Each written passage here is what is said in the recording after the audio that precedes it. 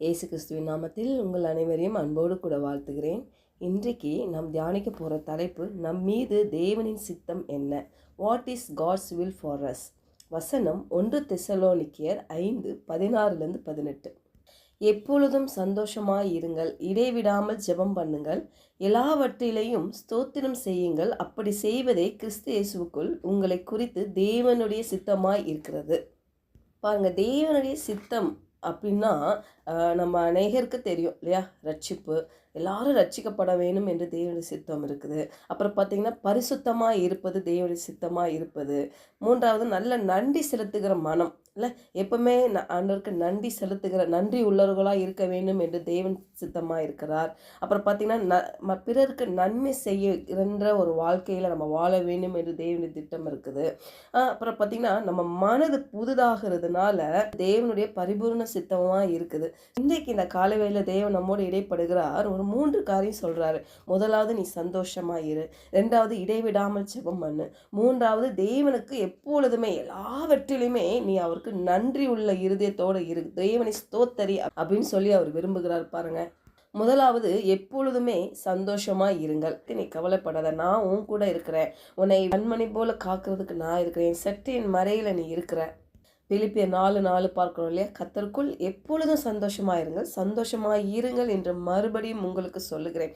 அப்போ கர்த்தருக்குள் எப்பொழுதும் சந்தோஷமாக இருங்கள்.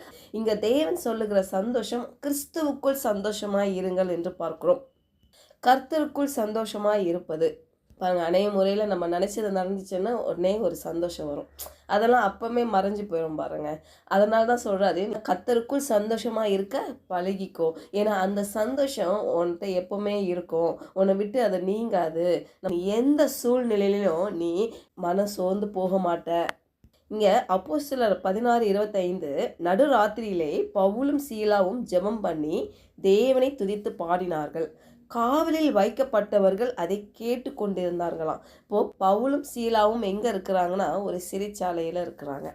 பாருங்க, அந்த இடத்துல சந்தோஷமாக இருக்க முடியுமா? கண்டிப்பாக முடியாது இல்லை?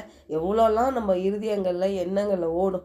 ஏன் இந்த இடத்துக்கு கர்த்தர் அனுமதிச்சார்? ஏன் இப்படி பண்ணார்? ஏன் இப்படி பண்ணார்? நான் இவ்வளோ செய்கிறேனாக்கோ, நான் இவ்வளோ படித்தேனாக்கோ, வேதத்தை நான் இவ்வளோ முட்டிக்கால் போட்டு ஜெபம் பண்ணேன், ஏன் இந்த மாதிரி சூழ்நிலை என் வாழ்க்கையில் நேரிடுது? ஏன் நான் இப்படி இக்கட்டு சூழ்நிலை நான் இருக்கிறேனே?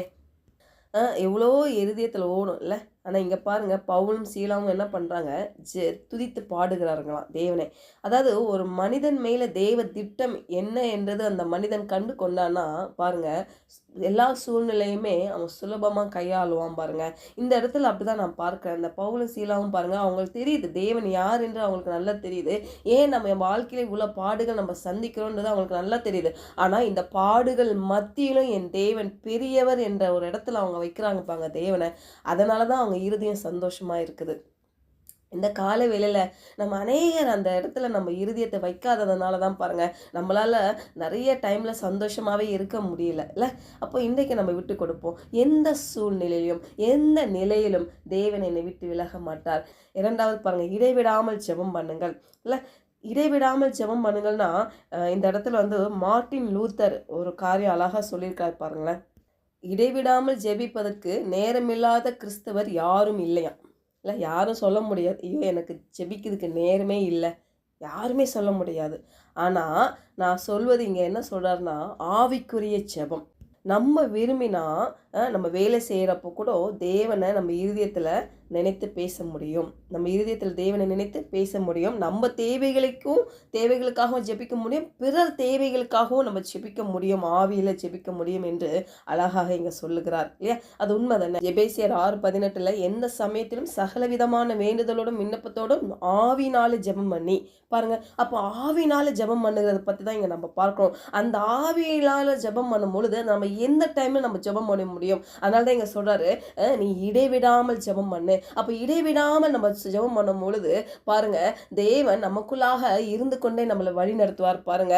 நம்ம சோர்ந்து போகிற டைம்ல கூட பாருங்க, நம்ம கர்த்தர் நம்மளை உற்சாகப்படுத்துவார். லூக்கா 18:1 பார்க்கணும்ல, சோர்ந்து போகாமல் எப்பொழுதும் ஜெபம் பண்ண வேண்டும். ஏன்னா அந்த பிசாசு என்ன பண்ணுவான், அநேக சோர்வுக்குள்ளாக நம்மளை கொண்டு போவாம்பாங்க.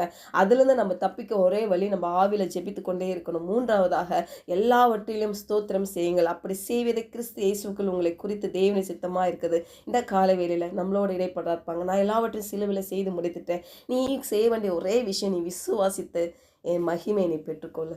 இல்லை, அதுதான் தேவனுடைய விருப்பம் பாருங்க. நீ எல்லாவற்றை குறித்து நீ ஸ்தோத்திரம் செய்யும். வாழ்க்கையில் என்னென்ன நடக்குது அதுக்காக நீ நன்றி சொல்ல. கர்த்தர் தீமையை நன்மையாக மாட்டுகிற தேவன். யோசேப்பை வாழ்க்கையில் பாருங்க, சகோதரர்கள் மூலியமா அவன் என்ன பண்ணான், வெறுக்கப்பட்டான், ஒதுக்கப்பட்டான், விற்கப்பட்டான். பாருங்க, தீமை செய்தாங்க சகோதரர்கள். ஆனால் ஒரு நாள் வந்துச்சு, அதே தீமை செய்த சகோதரர்கள் இவனை தேடி வருகிற ஒரு நாள், பிழைப்புக்காக தேடி வருகிற ஒரு நாள் வந்தது இல்லை. அப்போ தீமையை நன்மையாக மாட்டுகிற தேவன் நம்ம கூட இருக்கார். நம்ம எந்த சூழ்நிலை நம்ம போனாலும் சரி, ஒருவேளை சந்தோஷமான சூழ்நிலை போனாலும் நம்ம கடவுளுக்கு நன்றி சொல்லணும். ஒருவேளை வாழ்க்கையில பிரச்சனைகள், போராட்டங்கள், கேள்விகள், குழப்பங்கள் இருக்க டைம்ல கடவுளுக்கு நம்ம நன்றி செலுத்துறவர்களா இருக்கணும். ஏன்னா கடவுள் எல்லாவற்றுக்கும் பதில் கொடுத்து விட்டார்.